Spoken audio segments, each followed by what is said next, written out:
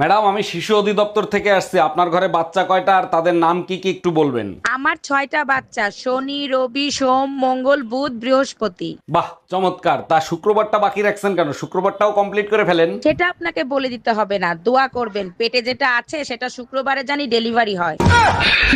Doctor, delivery কি হয়ে গেছে? আমার বউ আর বাচ্চার এখন কি অবস্থা? খুব খারাপ অবস্থা, যে কোনো একজনকে বাঁচাতে পারবো, বলেন কাকে বাঁচাবো? তাইলে আপনি এক কাজ করেন, বাচ্চাটাকেই বাঁচান। আপনি কি বোকা নাকি? মোবাইল থাকলে এরকম বাচ্চা অনেক ডাউনলোড করতে পারবেন। টাকা পয়সা সোনা দানা যা আছে বের কর, নইলে তোর বউরে মাইরিয়ে ফেলাবো। ভাই, আমার কথা শোনেন। প্লিজ ভাই, আগে উনার কথাটা শোনেন, তারপরে আপনি যা খুশি তাই করেন। ভাই, আপনি যা চান তাই দেবো। ওরে আপনি তাড়াতাড়ি ছেড়ে দেন। বউয়ের জন্য এত ভালোবাসা জীবনে কোনোদিন দেখি নাই। আরে কিসের ভালোবাসা? যে কোনো সময় বউ চলে আসতে পারে। ও তো পাশের বাড়ির ভাবি। এই শোনো, হ্যাঁ বলো, শুনতেছি। আমি 4-5 দিনের জন্য বাবার বাড়ি যাচ্ছি, তুমি নিজের খেয়াল রেখো। এইসব কি বলো? তুমি জানো না তোমাকে স্যার আমি একটা দিন থাকতে পারি না? আচ্ছা ঠিক আছে, তাহলে আম্মাকে এখানে আসতে বলি। Bye bye, tata. বাড়িতে কেউ আছেন?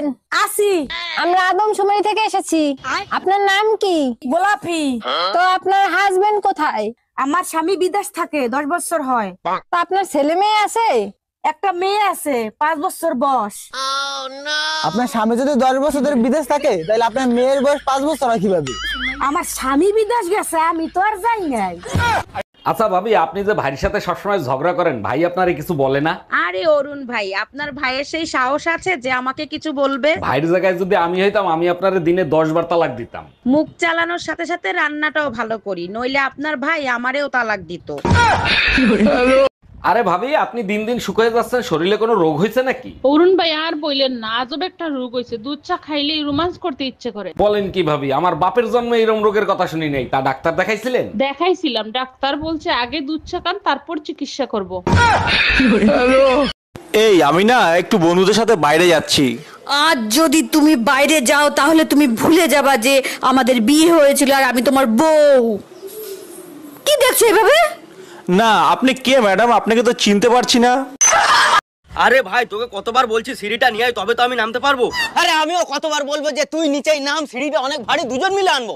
আরে সিঁড়ি ছাড়া আমি নামবো কি করে? তা তোকে ছাড়া আনবো কি করে? আরে সিঁড়ি ছাড়া আমি নামবো কি করে? তা তোকে ছাড়া আনবো কি করে? মা ভিডিও কল করিস? হ্যালো মা, কেমন আছো? ভালো আছি। এই এদিকে আসো, এদিকে আসো। ও মা, এই যে তোমার জামাই কেমন হয়েছে? শাশুড়ি মা কেমন আছেন? হ্যাঁ বাবা, খুব ভালো আছি। তা বাবা তুমি কি কাজ করো? আমি তো ইঞ্জিনিয়ার। ও, তা মা ভালো কাজ করেছিস, এইবার ইঞ্জিনিয়ার ধরেছিস, আগের বার তো ড্রাইভারের সাথে পলাই গেছিলিস।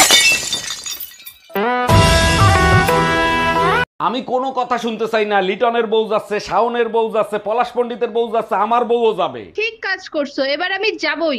দেখ ভাই, তুই আমারে বুঝাইতে আসিস না। আমার বউ যাবে মানে যাবে। তুমি কারো কথা শুনবা না, এবার আমি যাবই। আমার বোন নাম লাগ টুম্পা।